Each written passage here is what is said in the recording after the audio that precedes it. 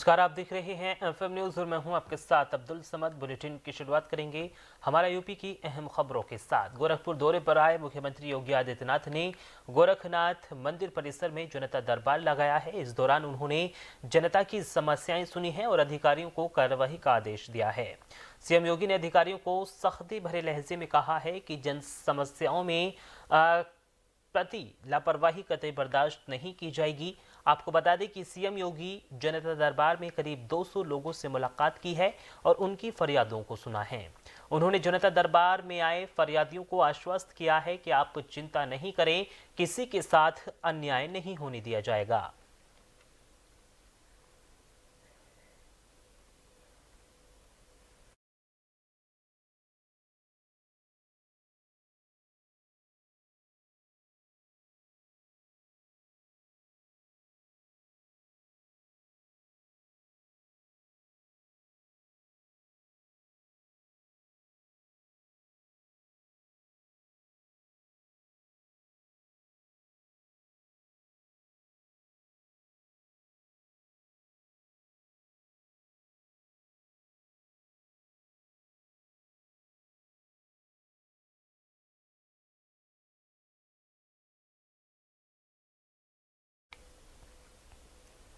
चलिए खबरों में आगे बढ़ेंगे। राम मंदिर में सुरक्षा व्यवस्था को लेकर बैठक हुई है। प्रवेश निकास द्वार पर एआई बेस्ड कैमरे लगेंगे। समन्वय समिति की बैठक में यह फैसला लिया गया है। श्रद्धालुओं को भीड़ को देखते हुए यह फैसला लिया गया है। तो राम मंदिर के सभी प्रवेश और निकास द्वारों पर सुरक्षा की दृष्टि से एआई बेस्ड कैमरे स्थापित किए जाएंगे। श्रद्धालुओं की भीड़ होने पर भी सुचारू और सुगम दर्शन के लिए तीर्थ यात्री सुविधा केंद्र यानी पीएफसी परिसर में होल्डिंग एरिया विकसित किया जाएगा। दर्शन मार्ग पर आर्किटेक्ट के माध्यम से आकर्षक डिजाइन के बैरिकेडिंग स्थापित की जाएंगी। आपको बता दें कि ये निर्माण रविवार को श्री राम जन्मभूमि तीर्थ क्षेत्र समन्वय समिति की बैठक में लिए गए हैं। एलएनडीटी सभा कक्ष में कमिश्नर गौरव दयाल की अध्यक्षता में हुई बैठक में प्रशासन और ट्रस्ट के वरिष्ठ अधिकारी भी मौजूद रहे हैं। तय हुआ है कि श्री राम जन्मभूमि परिसर में दर्शनार्थियों की सुविधा के लिए दर्शन और निकास निगमों पर पर्याप्त संख्या में जगह जगह सांकेतक लगाए जाएं। परिसर के अंदर स्थित शौचालयों के सांकेतक लगाने के निर्देश एलएनडीटी के अधिकारियों को दिए गए हैं। वहीं मुख्यमंत्री योगी आदित्यनाथ भी आज सोमवार को अयोध्या के दौरे पर आ सकते हैं। संभावित कार्यक्रम के अनुसार सीएम दोपहर 12 बजे यहां पहुंचेंगे। सबसे पहले राम जन्मभूमि और हनुमानगढ़ी में दर्शन पूजन करेंगे। राम लला के दर्शन और श्रद्धालुओं के लिए की गई अन्य व्यवस्थाओं को भी परखेंगे। इसके बाद राम जन्मभूमि तीर्थ क्षेत्र ट्रस्ट और प्रशासन और पुलिस के वरिष्ठ अधिकारियों के साथ भी बैठक करेंगे।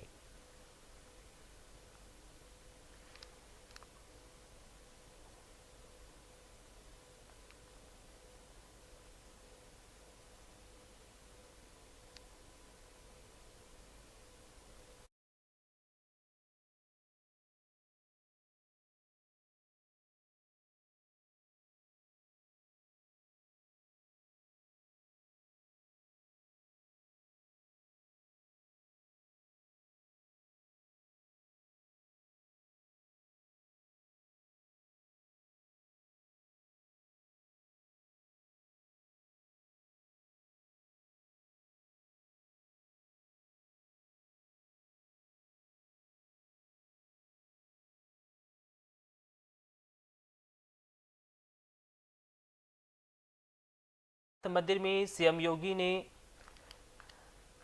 जो श्रद्धालु हैं वहां पर तमाम व्यवस्थाओं की देखरेख जो है वो की गई है। ये मंदिर समिति की ट्रस्ट की ओर से जो है वो फैसला लिया गया है। इसमें तमाम अधिकारी भी वहां पर मौजूद रहे हैं क्योंकि श्रद्धालुओं की जो भीड़ है वो लगातार जो राम मंदिर की दर्शन के लिए वहां पर श्रद्धालु पहुंच रहे हैं। ऐसे में तमाम व्यवस्थाओं की जो चीज़ें हैं वो वहां पर मुस्तैद नज़र आ रही हैं।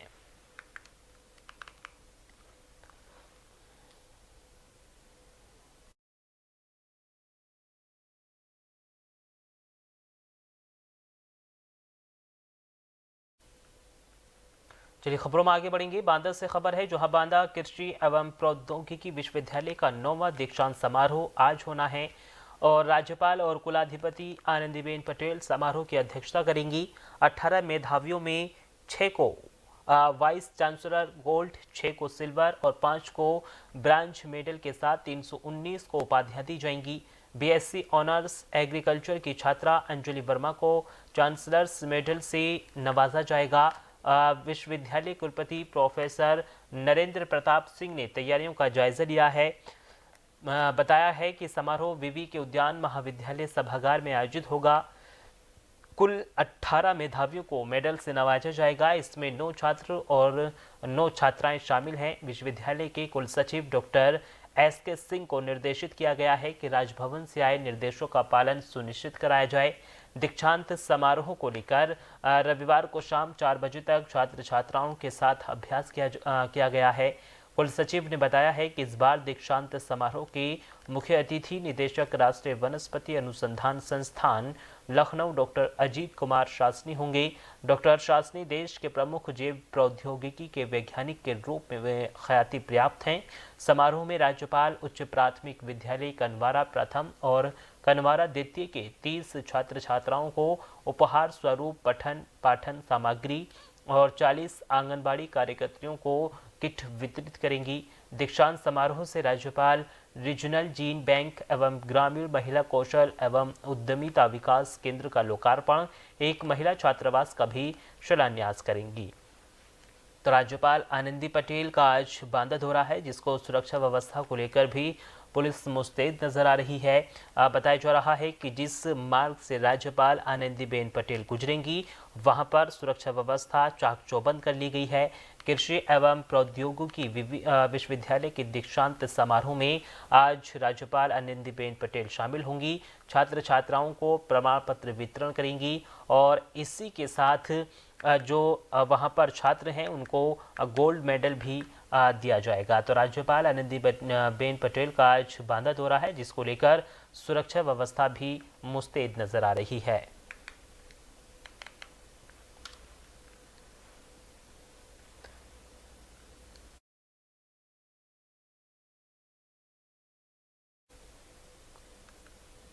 चलिए खबरों में आगे बढ़ेंगे।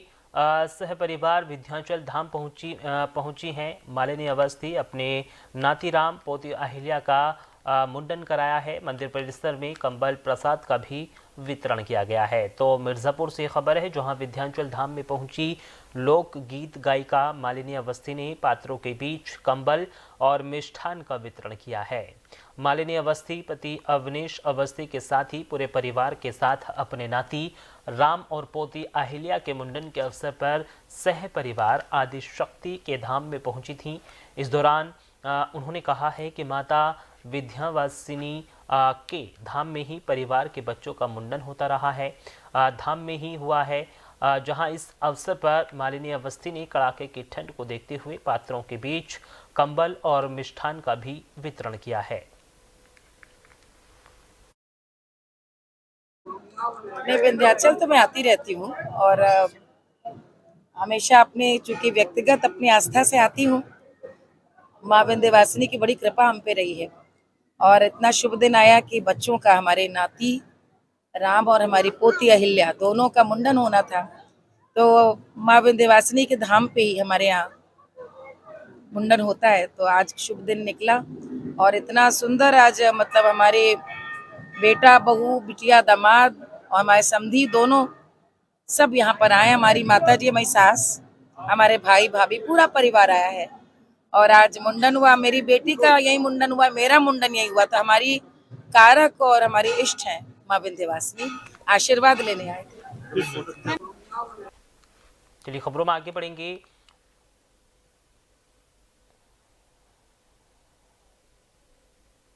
ये बुलंदशहर से खबर है, जहां एक कार सवार युवकों के बीच फायरिंग हुई है और कार सवार युवकों के बीच फायरिंग का जो मामला है उसने अब तूल पकड़ लिया है। कार सवारों के जो युवती समेत 4 युवक भी घायल बताए जा रहे हैं। एक की हालत अभी गंभीर है। 2 लोगों को हिरासत में लेकर पुलिस पूछताछ कर रही है। तो बुलंदशहर से खबर है, जहां कार सवार युवकों के बीच फायरिंग का मामला सामने आया। युवती समेत 4 लोग घायल हो गए हैं और एक की हालत अभी गंभीर है।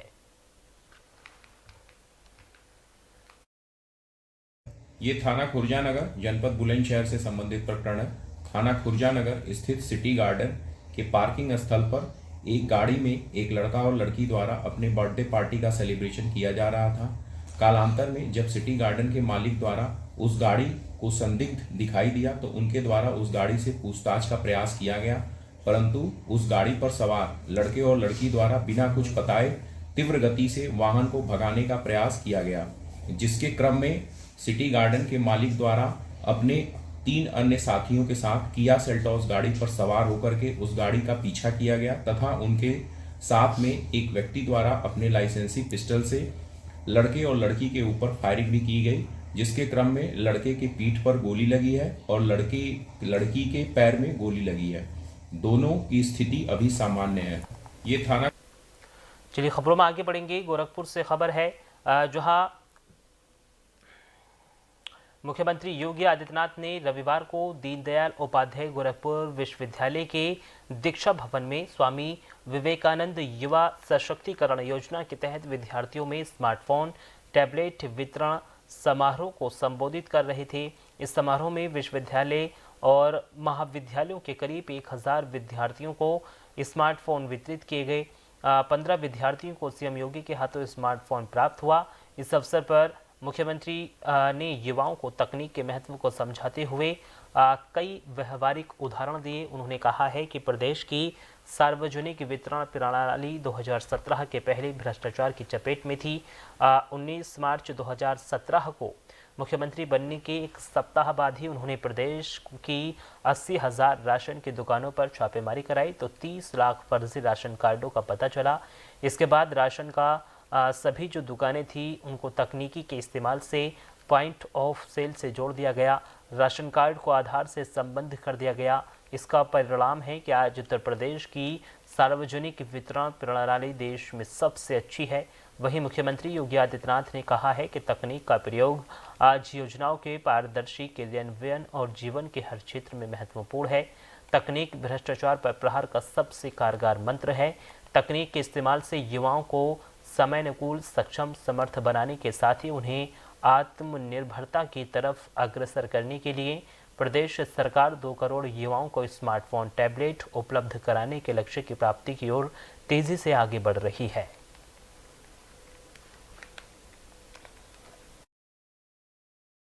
पंडित दीनदयाल उपाध्याय गोरखपुर विश्वविद्यालय में स्वामी विवेकानंद युवा सशक्तिकरण योजना के अंतर्गत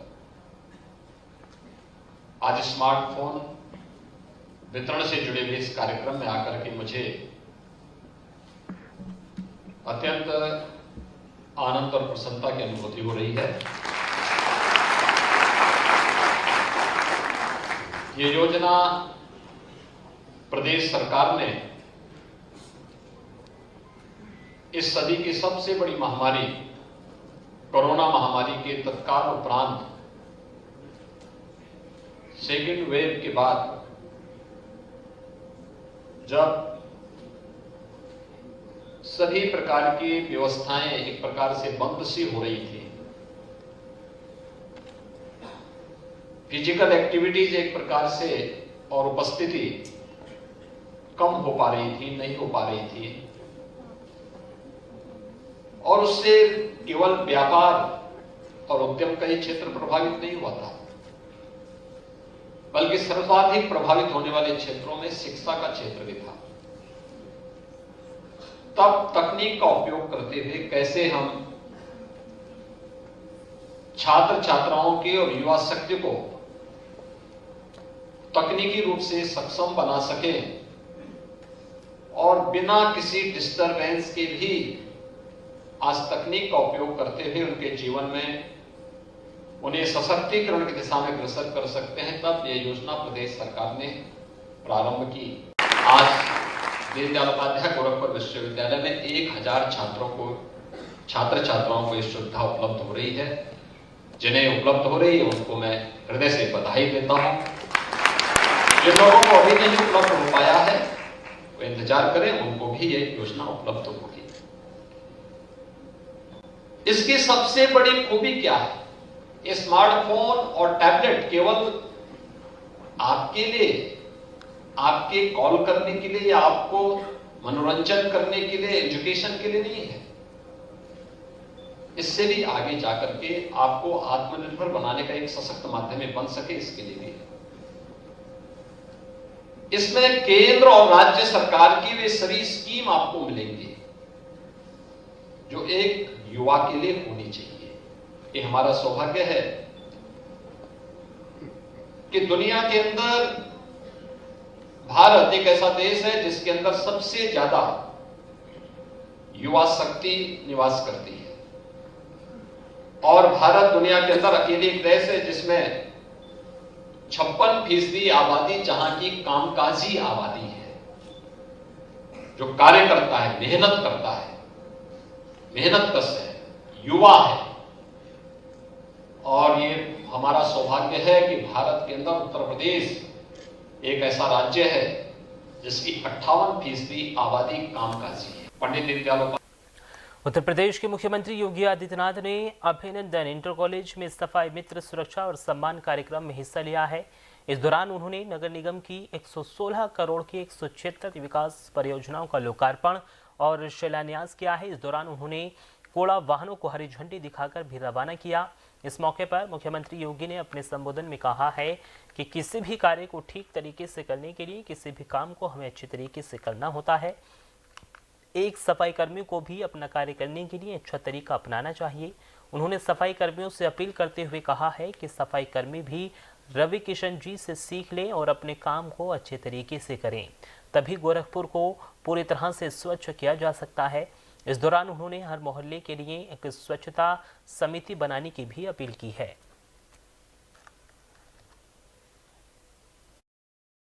आज मुझे प्रसन्नता है कि गोरखपुर नगर निगम ने ढेर सारी उपलब्धियां हासिल की हैं, खासतौर पर स्वच्छता के क्षेत्र में। गार्बेज फ्री सिटी में 3 स्टार की रैंकिंग गोरखपुर को भारत सरकार ने प्रदान की है। आप सोचिए, गोरखपुर को नहीं रैंकिंग प्राप्त हो रही है। गोरखपुर नगर निगम ने स्वच्छता जो सर्वेक्षण है, जो पहले 74वें स्थान पर था, वहां से अब ये 22वें स्थान पर आ गया है। एक धक्का और आप देंगे तो आप देखना कि गोरखपुर अगले सर्वेक्षण में टॉप 10 में आ जाएगा। टॉप 10 में हमें टॉप 10 में लेके आना है कि टॉप 3 में लेके आना है। तैयार है ना सब लोग? तो इसके लिए स्वच्छता कर्मियों के साथ साथ पार्षदों को स्वच्छता मोहल्ला स्वच्छता समिति का गठन करके इस कार्यक्रम को आगे बढ़ाना है। 500 टन क्षमता का वेस्ट टू चारकोल प्लांट का कार्य चल रहा है और अन्य भी तमाम कार्य तेजी के साथ आगे बढ़ रहे हैं, लेकिन हमें इन सभी पर कार्य करना होगा। मैं धन्यवाद दूंगा, सिंगल यूज प्लास्टिक के खिलाफ एक अभियान चला। इसके साथ साथ गोरखपुर में मैंने कहा था खाली प्लॉट और जो पार्क हैं, इनमें जितना भी कचरा है सबका निस्तारण करो। काफी प्रगति हुई है और तेजी के साथ इसमें कार्य हो रहा है। हम इस दिशा में और भी कार्य करेंगे। आज गोरखपुर देश के अच्छे शहरों में गिना जा रहा है, तो खुशी आपको भी होती होगी, हमें भी होती होगी। आप भी कहीं बाहर जाते होंगे, गोरखपुर का नाम कोई भी सुनता होगा तो आपके चेहरे पर भी, उसके चेहरे पर एक खुशी होती है, आपको सम्मान देता होगा। वास्तव में जिस पर सबसे ज्यादा ध्यान दिया जाना चाहिए वह किन्हीं कारणों से उपेक्षित हो जाता था। कितना भी हम अच्छा कर ले, घर कितना भी अच्छा हो, अगर साफ सफाई न हो, रंग रोगन न हो, तो उस अच्छाई की कोई कीमत नहीं होती। हम शहर को कितना भी सुंदर क्यों ना बना ले, अच्छी सड़कें दे दे, चौड़ी सड़कें दे दे, लेकिन अगर सफाई न हो तो सारी मेहनत में पानी फिर जाएगा। इसलिए सारी सुंदरता की आत्मा किसी में निहित करती है तो इन स्वच्छता कर्मियों पे निहित करती है। इसलिए इनका सम्मान और इनकी सुरक्षा तो दोनों आवश्यक है। मुझे प्रसन्नता है कि इन्हें कई कवर सुरक्षा के प्रदान किए जा रहे हैं। किसी स्वच्छता कर्मी को अगर किसी दुर्घटना का दुर्भाग्य से शिकार होता है तो 2 लाख रुपए की बीमा, सुरक्षा बीमा की कवर उसे मिलेगा। मैं नगर निगम गोरखपुर से कहूंगा और प्रदेश भर में हम इस बात को सुनिश्चित करने जा रहे हैं कि स्वच्छता कर्मी को न्यूनतम मानदेय देने की गारंटी हर हाल में मिलनी चाहिए, जिससे वह अपने परिवार का लालन पालन समय पर और सम्मानजनक ढंग से कर सके। और साथ साथ हमारा प्रयास होना चाहिए उनके लिए आवासीय सुविधा भी हम दें। जिनके पास आवास नहीं है उनको आवास मिलना चाहिए, कॉलोनी उनकी अच्छी बननी चाहिए। आज मुझे प्रसन्नता है कि गोरखपुर यूपी में एक बार फिर बड़े स्तर पर तबादले हुए हैं, जिसमें 8 आईपीएस, 18 एएसपी, 39 डीएसपी के तबादले हुए हैं। तो वहीं गौतम बुद्ध नगर से एडिशनल डीसीपी दिनेश कुमार सिंह और पवन गौतम का तबादला हुआ है और डीएसपी गौतम बुद्ध नगर के तौर पर राजकुमार मिश्र आए हैं। इसके अलावा अभिनव त्यागी को एएसपी कुशीनगर, आदित्य बंसल को एएसपी मुजफ्फरनगर, चिराग जैन को एएसपी आजमगढ़, विक्रम दहिया को एएसपी पीलीभीत, अनुकृति शर्मा को एएसपी संभल, अभिजीत कुमार को एएसपी फतेहपुर, मानुष पारिक को एएसपी अंबेडकर नगर और मनोज कुमार रावत को एएसपी गोंडा बनाया गया है।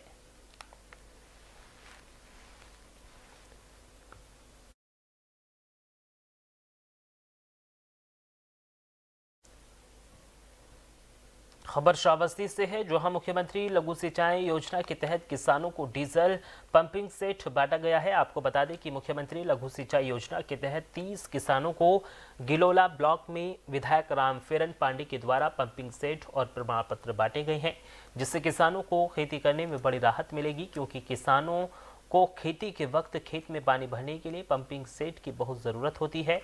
ऐसे में सरकार के द्वारा दिए गए पंपिंग सेट किसानों के लिए रामबाण साबित होंगे।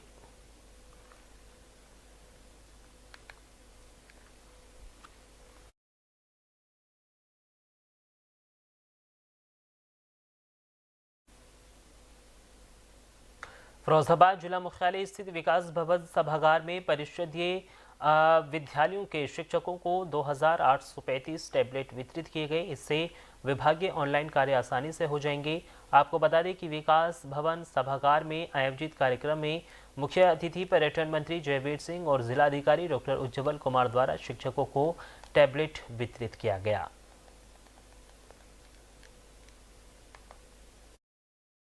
क्योंकि तकनीकी आधार पर शिक्षकों को बेहतर प्रबंधन करने के उद्देश्य से 8 टैबलेट वितरण करने का कार्यक्रम रखा गया है, जिसमें जिले के चयनित विद्यालयों के सैकड़ों अध्यापकों को आज यह टैबलेट वितरण करके किया गया है, ताकि ये अध्यापक इन टैबलेट के माध्यम से अपनी व्यवस्था को, अपनी तकनीक के माध्यम से बच्चों को और पढ़ाई लिखाई पठन पाठन में नई तकनीक का इस्तेमाल करते हुए भारत के भविष्य की भावी पीढ़ी को तैयार करने का काम करते हैं। तकनीक से क्या नया आयाम शिक्षा को मिलेगा?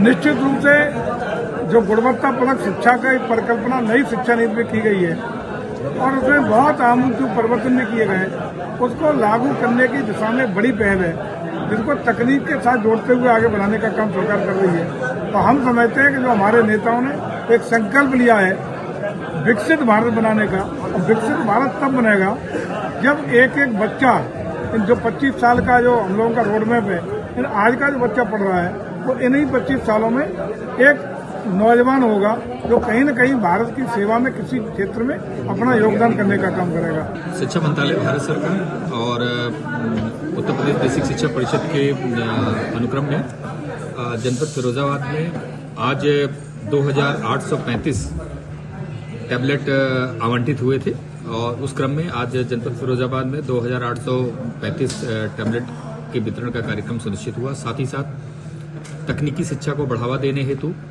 और छात्र उपस्थिति सहित 12 बिंदुओं की जो डेटा फीडिंग का काम अभी तक शिक्षकों द्वारा मैनुअल किया जाता था, उस क्रम में अब टैबलेट के माध्यम से इन 12 सूचनाओं को फिल करने का काम जो है इन टैबलेट्स के माध्यम से सुनिश्चित होगा। और इसी क्रम में 2835 टैबलेट के वितरण का कार्यक्रम आज यहां से सुनिश्चित हुआ है। साथ ही तकनीकी से साथ शिक्षक और छात्रों को जोड़ने का प्रयास विभाग द्वारा निरंतर गतिमान है। शेष आवंटन जो है नेक्स्ट अगले द्वितीय चरण में जो है सुनिश्चित होगा। आज प्रथम चरण की कार्रवाई सुनिश्चित हुई है और इसी क्रम में आगे इस बात का विशेष रूप से बल दिया जाएगा।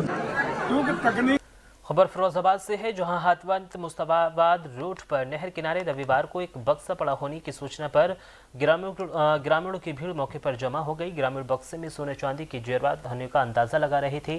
तभी ग्रामीणों ने लावारिश बक्से के पड़े होने की जानकारी पुलिस को दी।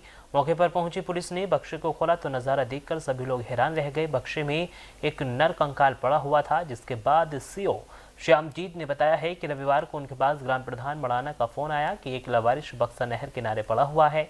बक्से को खोलकर देखा गया तो उसमें नर कंकाल था। शव बुरी तरह गल चुका था। एक नीले रंग का लोअर और कंबल भी बरामद हुआ है।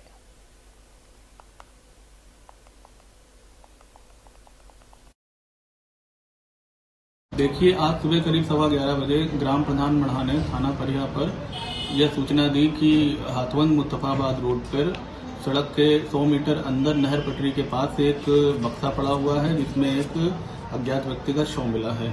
मौके पर जाकर देखा गया तो उस बक्से में एक कंकाल के रूप में एक व्यक्ति का शव पड़ा था, जिस पर एक नीले कलर का लोअर और एक कंबल प्राप्त हुआ है।